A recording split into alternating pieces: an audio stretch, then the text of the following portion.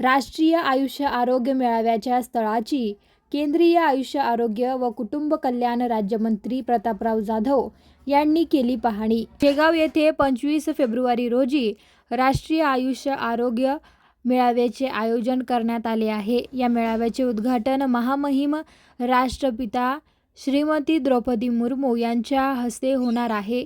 या कार्यक्रमासाठी स्थळ निश्चित करण्याच्या दृष्टिकोनातून राष्ट्रीय आयुष्य आरोग्य व कुटुंब कल्याण राज्यमंत्री प्रतापराव जाधव यांनी स्वतः शेगाव शहरातील Sant Gajanan Maharaj engineering college, Deshmukh farm आणि विसावा परिसरातील जागेची पाहणी केली। यावेळी त्यांच्यासोबत राज्याचे कामगार मंत्री आकाशदादा फुंडकर, जिल्हा अधिकारी डॉक्टर किरण पाटील, जिल्हा पोलीस अधीक्षक निलेश तांबे यांच्यासह विविध विभागाचे अधिकारी उपस्थित होते।